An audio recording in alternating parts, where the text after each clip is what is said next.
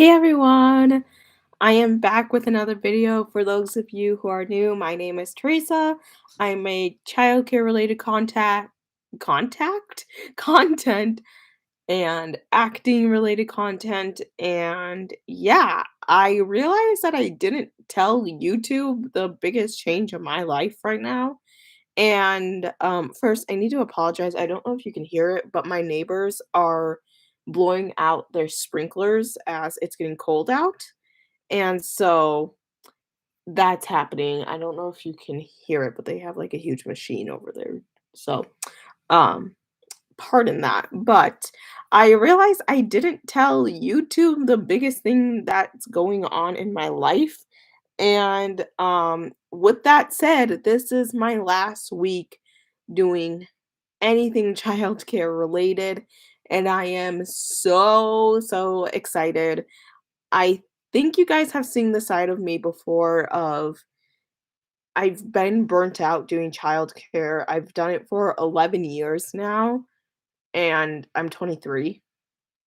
I literally haven't had an actual job since I was a teenager, because I started babysitting when I was 12 once I was able legal to get a part-time job, and then I did. That was in a daycare, and then I worked a little bit into, like, an in-home daycare, and then I ended up babysitting on the side for a long time, and then got into nannying and trying to find something that was regular, but not too overwhelming because I was still really young, and so yeah, it's been a long 11 years, and I'm ready for something new. Childcare is not what I want to do for the rest of my life. Obviously, that's not what I went to school for. I went to school for business. So, yeah, I am ready to move on and close this book, really. It's a whole separate book of my life, and just move on to something else. And I am still going to do drop off for them because the mom has to leave for work at like 5 in the morning or something like that. I think she's up at like 4 for work, and then yeah, has to be there I think at 5 for her job. And so um they still need somebody to chauffeur the kids to school, and the 2-year-old is actually starting daycare, and we had talked about daycare for a while. It was an on and off conversation. The situation that I had with this family was I worked 3 weeks, had 1 week off for school, and it was perfect. And then there were some other things that had happened that kind of made me feel a little eh to work with them again.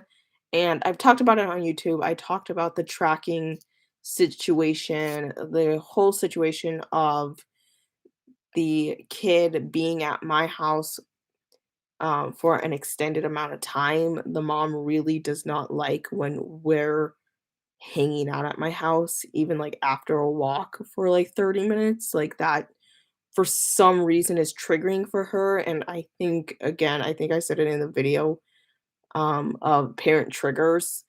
Like I think that's just a whole control thing. I hate being a nanny because of the control that parents have on you, because they feel that they can dictate every single thing that we're doing, and you can't. Like, how do you feel if, I mean, work does dictate a lot of things, but like in the sense of how you do your job, how would you like if your job was dictating exactly how you do your job? You know. So, yeah. So, a couple things kind of came up. Like I said, I've talked to my therapist about this, and it seems like there's been a shift in trust, and that, you know, yeah, it's better for everybody involved. So she'll be starting daycare soon, and I'm excited for her because something that I really worry about when it comes to nannies, especially in the town that I'm living in, is there's not really a nanny community. So how do you socialize kids? Like I said, you can go to the park. I don't know if I've said this before. I don't know why I just said that, but you can go to a park, you can go to the library, but there's no guarantee that you're going to be running into kids that are the same age as the kids you are watching. And it's not good. Here's the thing, guys. That was something right there. Somebody can screenshot that. It's not good for kids to constantly be around adults, and it's not good for kids to be home all the time or majority of the day. Luckily, the kid is totally fine with just being home and hanging out, and she's still like solo playing. She's not really into the group playing quite yet, and so, um, yeah, which is good, but still, how do you socialize kids? And she is 2, so 2-year-olds are very possessive, and she's entered the stage of not wanting to share. She'll rip something out of your hands and say, "No, mine." And it's the most annoying thing ever, and both the mom and I are so over it, like, it's not even funny how over it we are, and there's certain things that you can't teach a child when you're the only adult that's around them, you know? And it's like, well, how are they getting socialized outside of you being with them? The 5-year-old actually was with the mom for the first 3 years of his life, and he's actually gone through some, like, speech stuff, and the mom really does believe, like, that's because she was the only one around him the entire time, and I know I talked about this with my mom, but she said, eventually they're going to learn how to share and talk with each other, but, there's just certain things that can become a huge issue in those younger years that if you don't fix them response, I guess, then constantly be issues. So I'd rather my 2-year-olds have this sharing problem and we fix it now while she is young and is being learn and then fix it for the rest of her life.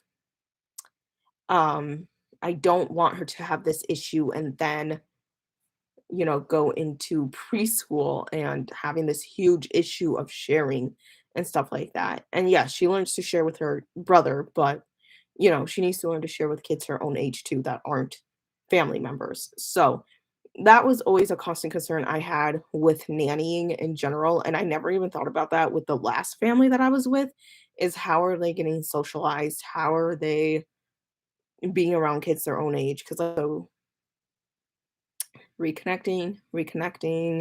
Okay, reconnected.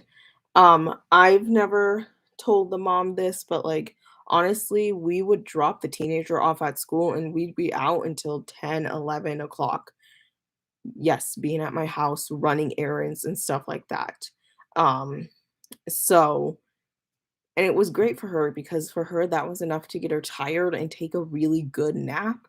And I know she's little, she gets worn out easily, but I don't wanna just sit at home with her either, like, I like coming to my house because my mom's here, and she loves my mom. We FaceTimed her yesterday because, the 5-year-old was telling me a story about somebody that I think I knew, and I wanted to check with my mom of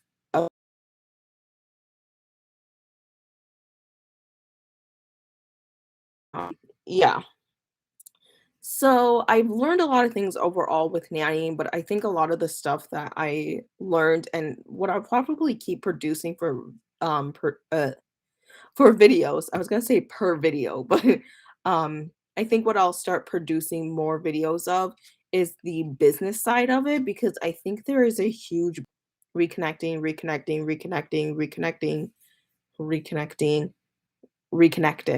When they're at that age where they don't take naps anymore, I think the best thing you can do is have a built-in rest time because now too, we did rest time with a 5-year-old during the summer, and now in kindergarten is literally daycare. He is getting a rest time um, in school too. So I fully support that, and that's something, that needs to happen because everybody needs a break, and nannying is so weird because if you're not with the kids, it's like they're not safe, but really, like, they are. They can be in their rooms occupying themselves, and I make it a 2-hour block. I know that's controversial, but, we all do better when we have 2 hours for literally doing the bare minimum, I must say. So, with all of that said, I hope you guys have an amazing day. If you didn't already, hit subscribe down below, hit the bell for notifications. I post every single weekend, and I'll talk to you later. Bye.